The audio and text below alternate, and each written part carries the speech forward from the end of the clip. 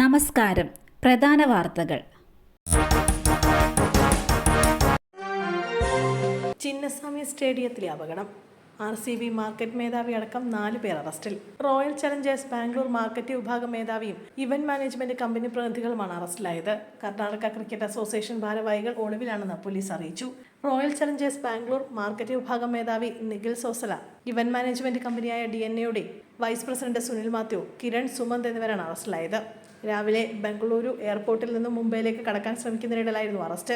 ആരാധകർക്ക് സ്റ്റേഡിയത്തിൽ പ്രവേശിക്കാൻ പ്രീ പാസ് ഉണ്ടാകും എന്നതിനെ സംബന്ധിച്ച് സമൂഹ മാധ്യമങ്ങളിൽ പോസ്റ്റ് ചെയ്തതിന് പിന്നിൽ നിഖിൽ സോസലയായിരുന്നു എന്നാണ് പോലീസ് കണ്ടെത്തിയത്. ആഘോഷ ചടങ്ങുകൾ നടത്താൻ ഏറ്റവും സമ്മർദ്ദം ചെലുത്തിയതും RCB ആണ്. ക്ലബ് ആൻഡ് പാർക്ക് പോലീസ് സ്റ്റേഷനിൽ ചോദ്യം ചെയ്ത പ്രതികളെ ക്രൈം ഇൻവെസ്റ്റിഗേഷൻ ഡിപ്പാർട്ട്മെന്റിന് കൈമാറും. ജുഡീഷ്യൽ അന്വേഷണവും ആരംഭിച്ചിട്ടുണ്ട്. സാന്ദ്ര തോമസിനെതിരായ ഭീഷണി സന്ദേശം. നടപടിയെടുത്ത ഫെഫ്കയുടെ പ്രൊഡക്ഷൻ എക്സിക്യൂട്ടീവ് യൂണിയനിൽ നിന്ന് റെനി ജോസഫിനെ അന്വേഷണ വിധേയമായി സസ്പെൻഡ് ചെയ്തു. ജനറൽ സെക്രട്ടറി ഷിബു ജി സുശീലിനാണ് വാർത്താക്കുറിപ്പിലൂടെ ഇക്കാര്യം അറിയിച്ചത്.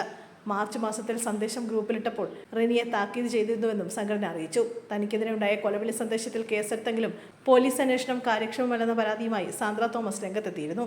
പ്രൊഡക്ഷൻ കൺട്രോളർ റെനി ജോസഫിനെതിരെ കേസെടുത്തില്ലെങ്കിലും ഫെഫ്ക ജനറൽ സെക്രട്ടറിയുടെ സ്വാധീനം മൂലമാണ് തുടർ നടപടികൾ ഉണ്ടാകാത്തതെന്നാണ് സാന്ദ്രയുടെ ആക്ഷേപം. DGPക്ക് പരാതി നൽകുമെന്നും നിയമപരമായി മുന്നോട്ടു പോകുമെന്നും സാന്ദ്ര പറഞ്ഞു. ബസിന്റെ എയർ ലീക്ക് പരിശോധിക്കുന്നതിനിടെ മഡ്ഗാർഡിനിടെ തലകുരുങ്ങി മെക്കാനിക്കിന് ദാരുണാന്ത്യം. കണ്ണൂർ പാട്യം പത്തായക്കുന്ന് സ്വദേശി സുകുമാരനാണ് മരിച്ചത്. 60 വയസ്സായിരുന്നു. ഇന്ന് രാവിലെയാണ് സംഭവം. മെക്കാനിക്കായി ജോലി ചെയ്യുന്ന ആളാണ് സുകുമാരൻ. വീടിനോട് ചേർന്ന് തന്നെയാണ് ഇദ്ദേഹത്തിന്റെ വർക്ക്ഷോപ്പ് പ്രവർത്തിച്ചിരുന്നത്. ടൂറിസ്റ്റ് ബസിന്റെ എയർ ലീക്ക് പരിശോധിക്കുന്നതിനിടെയാണ് അപകടം. മഡ്ഗാർഡിനിടയിലൂടെ തലയിട്ട് പരിശോധിക്കുന്നതിനിടെ ബസ് പിന്നിലേക്ക് വരികയായിരുന്നു. അപകടം നടന്ന് ഏറെ നേരം കഴിഞ്ഞാണ് വീട്ടുകാരുടെ ശ്രദ്ധയിൽപ്പെട്ടത്. ആശുപത്രിയിൽ എത്തിച്ചെങ്കിലും രക്ഷിക്കാനായില്ല.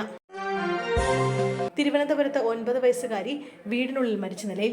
നേമം പോലീസ് സ്റ്റേഷൻ പരിധിയിലെ ശാന്തവിള സ്വദേശിയായ ശ്യാമിന്റെയും ലേഖയുടെയും മകൾ അഹലിയാണ് മരിച്ചത്. ഇന്ന് രാവിലെ അമ്മ വഴക്ക് പറഞ്ഞിരുന്നുവെന്നും അതിനുള്ള മനോവിഷമത്തിൽ ജീവൻ ഒടുക്കിയതാകാമെന്നുമാണ് പോലീസിന്റെ നിഗമനം. ഷൈൻ ടോം ചാക്കോയുടെ വാഹനം അപകടത്തിൽപ്പെട്ട സംഭവം. ലോറിയുടെ ഡ്രൈവർ കസ്റ്റഡിയിൽ. കർണാടക സ്വദേശിയാണ് തമിഴ്നാട് ധർമ്മപുരി പാലക്കാട് പോലീസിന്റെ പിടിയിലായത്. ഇന്നലെ രാത്രി 11 മണിയോടെയാണ് ഷൈൻ ടോം ചാക്കോയും കുടുംബവും എറണാകുളത്തു നിന്ന് ബാംഗ്ലൂരിലേക്ക് പുറപ്പെട്ടത്. ഇന്ന് രാവിലെ 6:10 ധർമ്മപുരി കൊമ്പനഹള്ളിയിൽ വെച്ച വാഹനം അപകടത്തിൽപ്പെടുകയായിരുന്നു. ബംഗളൂരുവിലേക്ക് ഷൈൻ്റെ ചികിത്സാർത്ഥമായിരുന്നു കുടുംബത്തിന്റെ യാത്ര. അപകടം നടന്നയുടൻ പരിക്കേറ്റവരെ തൊട്ടടുത്ത ആശുപത്രിയിൽ എത്തിച്ചെങ്കിലും പിതാവ് ചാക്കോയുടെ ജീവൻ രക്ഷിക്കാനായില്ല.